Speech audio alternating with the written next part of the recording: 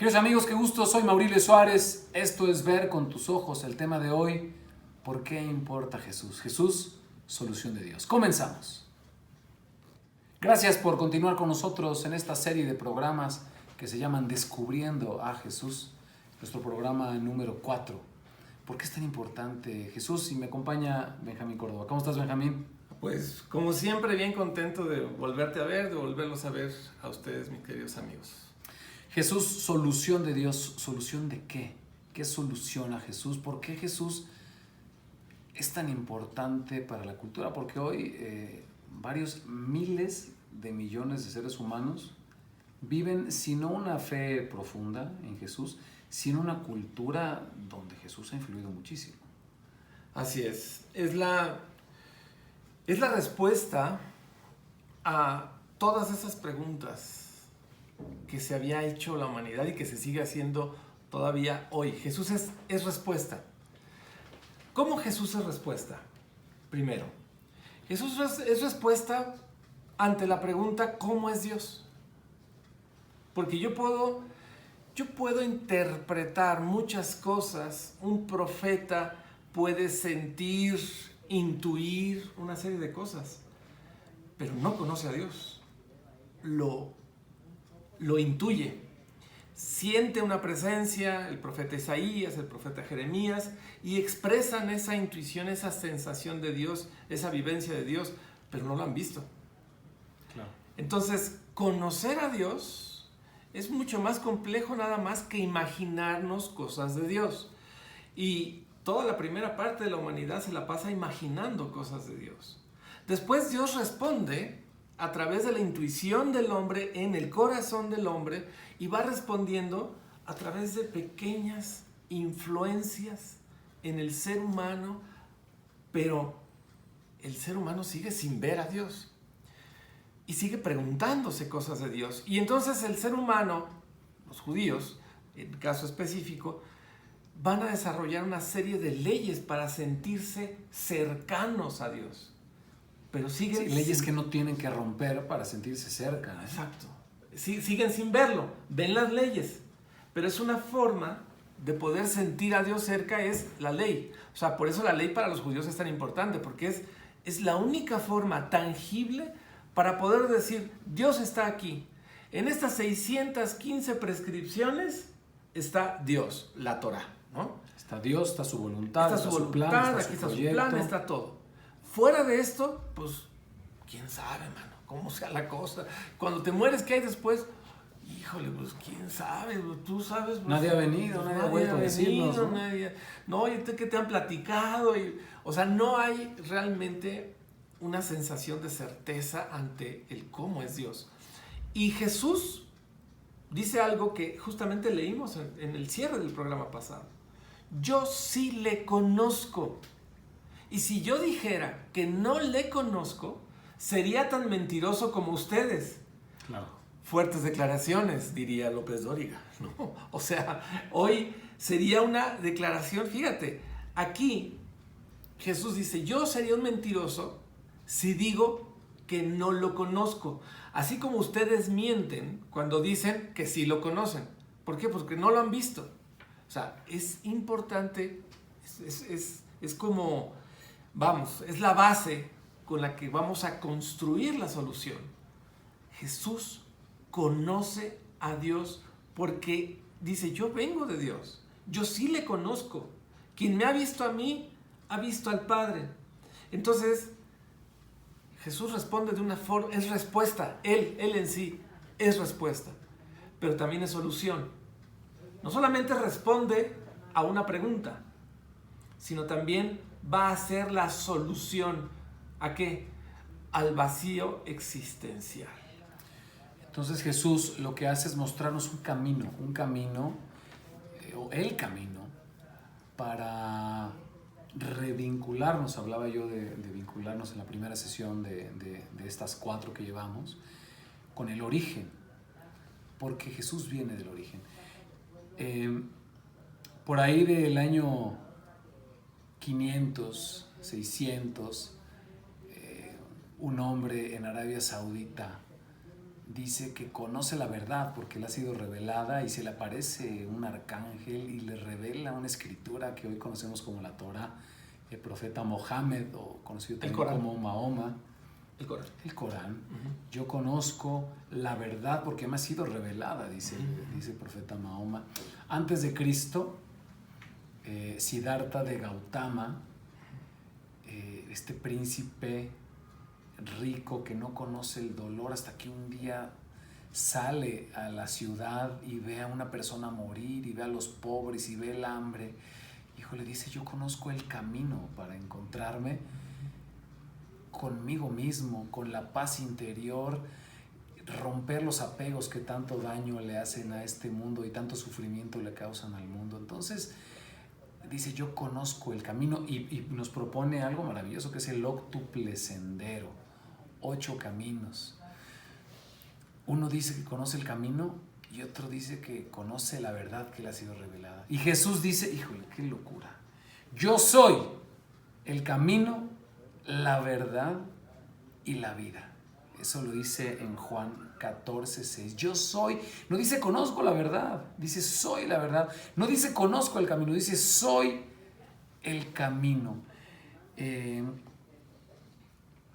Jesús era quien decía que era, o era un lunático. Que yo creo que la idea de que todo el curso de la civilización del 50% del planeta haya sido cambiado por un lunático, eso para mí es un disparate. O era un lunático o decía la verdad. Jesús es camino, es verdad y vida, y no viene, y esto puede generar algo de controversia. Jesús no viene a fundar una religión. A veces ahí andamos peleándonos el monopolio, que si los católicos, que si los evangélicos, que quién, que... Híjole, Jesús nace judío, muere judío, pero nos muestra el camino, la verdad y la vida para vivir nuestro propio camino. Así es, Jesús lo que hace es profundizar la verdad al encuentro. O sea, a ver. ¿Qué es eso? Muchas veces hablamos sobre que, pues tú tienes tu verdad, yo tengo mi verdad. Pues cada quien tiene su verdad, ¿no? Pues a toda madre. Pues entonces, mientras yo no te moleste a ti. Mientras yo no te moleste, cada quien tiene su verdad. Confundimos realidad con verdad. Confundimos con descripción de verdades para poder hablar sobre una realidad con la verdad. Con mayúscula. Sí. Jesús no habla solamente de verdades que describen la realidad, ¿no? O sea, si yo digo 2 más 2 es 4, ¿es verdad? Sí, es verdad. Si yo digo que los protones son positivos y tienen neutrones y hay neutrinos, es verdad. Pero eso solamente está describiendo la realidad. La verdad es algo que le da sentido a todo lo que existe. La verdad es el propósito de todo cuanto existe. Y ante eso, Jesús dice, yo soy verdad. ¿Qué significa? Que no es algo que puedas conocer, sino es alguien con quien te debes encontrar. Y desde ese punto de vista de la teología, entonces ya no es solamente una serie de creencias, sino es un encuentro. O sea, Mahoma parte de unas creencias, cree en esas verdades, pero no se puede encontrar con esa verdad. Siddhartha Gautama Buda puede describir el camino, pero no se puede encontrar como persona con el camino. Y la vida la podemos nosotros procesar, vivir, nos podemos atrever a muchas cosas dentro de la vida, pero ver a la vida como un encuentro personal es otra cosa. En ese sentido es que Jesús le da solución a todo, porque entonces, si yo quiero saber cuál es el propósito de mi vida, me encuentro con la verdad. Si yo quiero saber cómo llegar a ese propósito de mi vida, entonces me encuentro con Jesús como camino. Y si yo quiero encontrar en mi vida la plenitud, entonces tengo que vivir con Jesús en un encuentro constante. O sea, Él soluciona todos los aspectos de la vida humana, del camino de la vida humana y de la verdad dentro de la vida humana. Jesús no solo dice, Dios te ama, nos demuestra que Dios nos ama hasta el extremo de dar la vida por nosotros. O sea, porque vamos, es muy fácil decir, te amo, un te montón, amo, no, yo claro. te quiero un ching, no, pues sí está padrísimo, pero de eso a dar el salto, a demostrarlo, es otra cosa. Y luego, ok, ya lo demostré como el más grande acto de amor, pero si yo me quedo en la muerte, yo no soy vida, soy amor. Pero ¿cómo soy vida? Pero tengo que ser vida, ¿cómo? Pues tengo que resucitar. Benjamín, decías que solo para ser vida o para dar vida debes estar vivo. O ya no sé. Sí, sí. ¿Cómo interpretar lo que estabas diciendo, no? Jesús es camino, Jesús es verdad y nos enseña camino y verdad ¿para qué? Para hacer el vínculo con el Padre, para hacer el vínculo con el origen. Pero cierra siendo vida y esto lo demuestra no solo dando la vida, sino resucitando. Dice San Pablo que vana es nuestra fe. Vana es nuestra fe si no creemos en la resurrección. Si Cristo no ha resucitado, vana es nuestra fe. ¿Cómo interpretas tú la resurrección? Porque yo, como creyente, híjole, te cae que resucitó. O sea, ¿o será que como los mexicanos, Jesús no, mira, no es que haya vuelto a vivir, sino es como Pedro Infante, que no ha muerto, sino que vive en nuestros corazones? No, o sea, Jesús no será como Pedro Infante, que no murió, sino que vive en nuestros corazones. O sí, te cae que volvió a la vida. ¿Cómo interpretas y explicas eso? Bueno, vamos a partir de algo un poco histórico, que es cuando Jesús muere tal vez en uno de los momentos en los que es mucho más fácil terminar con esa religión que vino a mover todos los mandamientos, movió la religión judía desde sus cimientos al hablar de la ley, al hablar del amor. Entonces la mejor forma de acallar lo que los judíos veían como una religión alternativa, una secta, o sea, no sabían todavía en ese momento qué era eso. Entonces, ¿cómo lo acallaban? Pues era lo más fácil, dejarlo muerto. O sea, ese es el momento histórico que estaba viviendo. Por eso cuando Jesús muere, los apóstoles se meten en sus casas, y concretamente en casa de María, no salen, porque es una depresión absoluta. Tantos milagros, haber resucitó a Lázaro, haber caminó en las aguas, pues no curó a estos leprosos. Bueno, no le regresó a su hijo a la mujer viuda. O sea, pues cuántas cosas hizo. Y ahora él queda en la tumba. Los apóstoles estaban bastante deprimidillos, o sea, no era cualquier cosa. Y decepcionados, ¿no? Porque Totalmente. lo dejan morir solo, ¿no? Totalmente, lo dejan solamente con Juanito, que tendría yo unos 13, 14 años ahí, es el único de los apóstoles, tal vez que por inconsciencia, ¿no? Como buen adolescente o prepúber, todavía ahí dijo, bueno, o sea, a mí no me hace nada, y ahí se quedó, pero todos los demás huyen, porque hay una depresión, hay una sensación de derrota. Al primero que tiene que derrotar Jesús es a la muerte, como uno de los actos de amor a todo lo que dijo. O sea, si este que me ha revelado cómo es Dios, si me ha revelado que Él es camino, que Él es verdad, que Él es vida, y me ha dicho que yo, si me encuentro con Él, encuentro solución a todas las respuestas existenciales de mi vida, y no resucita, como dice San Pablo, y como dijiste bien tú, pues vana es nuestra fe. No, y este asunto de la resurrección tan cuestionada y tan cuestionable, creo que tiene la respuesta nada sencilla en esto que voy a decir. Nadie sigue un muerto. no ha sido un muerto.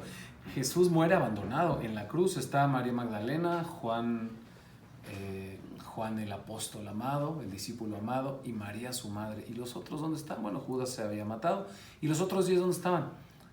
Es una interpretación muy personal. Estaban defraudados porque ellos estaban esperando a un Mesías. Ellos como judíos tenían la esperanza de un mesianismo pues totalmente tradicional de los judíos. Ellos querían que volviera el rey David, que con la espada venció a los enemigos y unió a las tribus de Israel. Quieren un guerrero, no quieren a Jesús que viene en un burrito. Y entonces Jesús se deja atrapar, Jesús se deja crucificar. Y los discípulos dicen, no, yo ya me voy, este cuate me defraudó. Si lo matan, que lo maten, yo no me arriesgo. ¿Tú darías la vida por un muerto? No, o sea, yo podría dar la vida para rescatar a alguien que está vivo. O sea, yo podría dar la vida por mis hijos, ¿no? O sea, puede ser, pero no por un muerto. Yo puedo dar mi vida por un vivo a cambio de la vida de alguien, ¿no? Estos 10 discípulos que abandonaron a Jesús a su suerte, los 10 mueren mártires. Los 10 mueren mártires, ¿no? De los 12 discípulos, Judas se suicida, Juan muere de causas naturales y los otros 10 son mártires. ¿Tú darías tu vida por sostener el engaño de un muerto que no resucitó? Híjole, yo no. ¿Cuál es para mí la prueba más fehaciente de la resurrección de Jesús? Que la iglesia es apostólica. Que esos apóstoles dieron su vida por el proyecto de Jesús, no de un muerto. Para mí, que hayan dado su vida por el proyecto de Jesús para darlo a conocer a toda la gente, para mí representa que lo vieron vivo. Lo vieron vivo. No hay otra explicación para mí. Yo le llamo el milagro de los 2 siglos.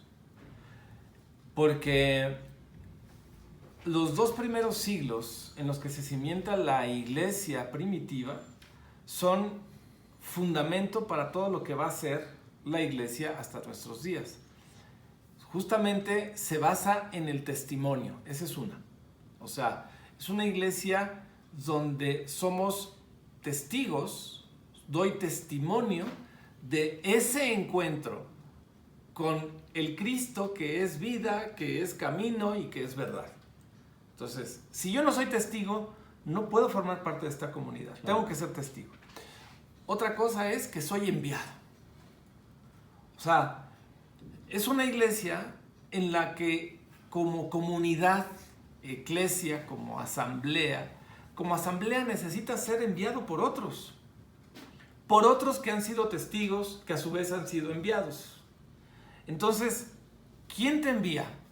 Pues te tiene que enviar alguien que esté seguro de lo que está haciendo. Y tiene que estar tan seguro de lo que está haciendo que es capaz de enviar a alguien que jamás conoció a Jesús. O sea, ese milagro de que los testigos físicamente no vivieron, no fueron contemporáneos a Jesús. Por eso es de los 2 siglos. Porque claro, los primeros apóstoles, bueno, pues lo vieron, convivieron, si lo vieron resucitado y todo, bueno, está padre, ¿no? Está padrísimo. Oye, pero los que siguen, ¿qué onda? ¿Cómo te vuelves testigo de alguien que a su vez es testigo y que te está enviando?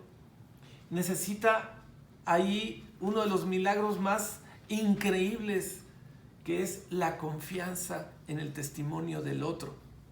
Confianza en el testimonio de alguien que te dice, yo soy testigo, yo lo conozco, está resucitado, está vivo.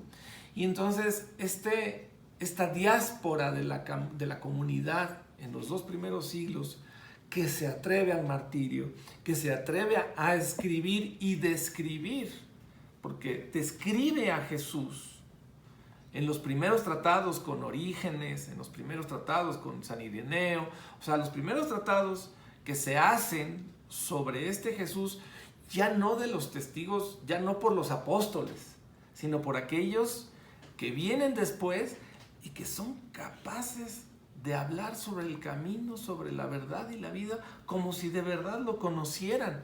Entonces, eso nos habla del poder más grande de Jesús. El poder más grande de Jesús no fue mover montañas, levantar muertos, haber resucitado a Lázaro, sanar leprosos. Ese no es el poder más grande de Jesús.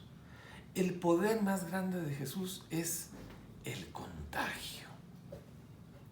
Dice la carta a los Colosenses, capítulo 2, versículo 13, ustedes estaban muertos por sus pecados y su misma persona no estaba circuncidada, pero Dios los hizo revivir junto a Cristo.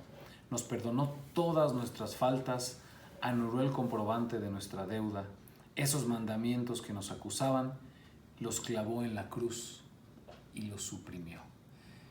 Jesús es capaz de dar la vida y dar la vida hasta el extremo y mostrarnos un proyecto que tiene 4 pilares. No quiero ser reduccionista y puede parecerlo, pero no voy por ahí. Jesús nos quiere mostrar un proyecto basado en la solidaridad, el perdón, la redignificación de la persona y el amor. Son 4 pilares que sostienen el proyecto de Jesús y que hacen este contagio, valga la redundancia, tan contagioso. Jesús viene a marcar una nueva alianza, esa alianza que tenían los antiguos en Ur de Caldea con el padre Abraham, donde Dios les promete que los llevará a un lugar prometido, donde sigue con el patriarca Moisés, donde lo saca del desierto gracias a la sangre de un cordero. Jesús viene a hacer una alianza no solo con el pueblo de Israel, sino con toda la gente, sino para toda la humanidad. El proyecto de salvación de Jesús no es para unos cuantos, es para todos. Es un proyecto de salvación universal.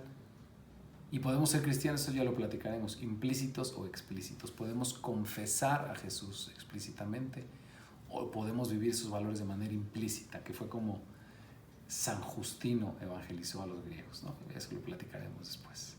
Jesús, camino, verdad y vida. ¿Algo más, Benjamín, antes de terminar? Pues nada más que experimenten, que le busquen. Ahí les dejamos tarea que caminen en esta búsqueda, que se encuentren, que le rasquen esta semana. Ahí les dejamos la tarea. E intentaremos seguirlos acompañando a través de este espacio de Ver con tus ojos. Muchísimas gracias. Yo soy Maurilio Suárez.